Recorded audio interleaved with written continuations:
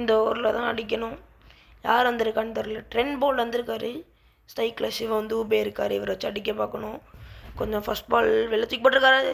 Long ஆஃபில் அடிச்சிருக்கோம். 6 yes, it's 6 by Shivam Dube. Shivam தூபேன் 6 தூபே இஸ் பேக். ஒரு 6 அடிச்சிருக்காரு. ஜடேஜா தான் நிற்கிறார் ஸ்ட்ரைக்கில். பட் இட்ஸ் 6 எங்கேயோ போய் விழுந்திருக்கு.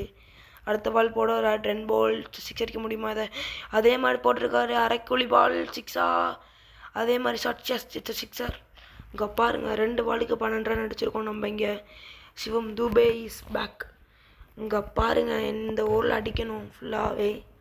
இங்கே பாருங்கள், 6 தூபேவை கரெக்டாக அடிச்சிருக்காருங்க. அடுத்த பால் போடுறாரு. அப்புறம் அதே பால் போடுறாரு. அதே ஷாட், அதே ரிசல்ட். இட்ஸ் 6 என்ன ஷாட் பை சிவம் தூபே. அதே பால் 3 பால் அதே ஷாட்.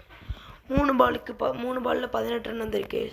அங்கே பாருங்கள், ஹர்திக் பாண்டியா பேசுகிறான். ட்ரெண்ட் போல்ட் என்ன பேசுகிறாருன்னு தெரில. அதே பால் 4th பால் போடுறாரு. பவுன்சர் போட்டிருக்காரு. It's white.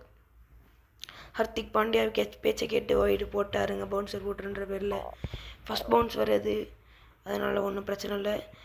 செகண்ட் பால் அதே ரிசல்ட், அதே ஷாட். அதே ஒரு 6 கைஸ். ப்ரோ எனக்கு ஏன் ப்ரோ இப்படி போடுற? அந்த இடத்துல நான் இருக்குன்னு தெரியல. அப்போ நீ யாக்கர் குத்தணும் ப்ரோ. நீ இப்படிலாம் போட்டினா 6 மட்டும்தான் ப்ரோ போகும். இப்படிலாம் போட்டினா. அடுத்த பால் 6 அடுத்த பால் போட வந்திருக்காரு. எஸ், அதே பால் ப்ரோ. திரும்பி 6 ப்ரோ. அது bro 5 ball 5 6 bro. 6 Dube is back with a fire bro. 6 Dube is back with a fire.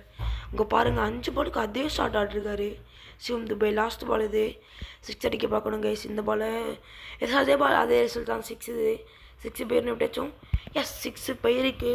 பாவங்க அவர் 6 பாலுக்கு 30 ரன் அடிச்சிருக்கோம் நம்ம இங்கே. 6 தூபே. அவ்வளோதான் முடிஞ்சு. ட்ரெண்ட் போல்ட் முடிஞ்சிச்சு. அவ்வளோதான் கைஸ்.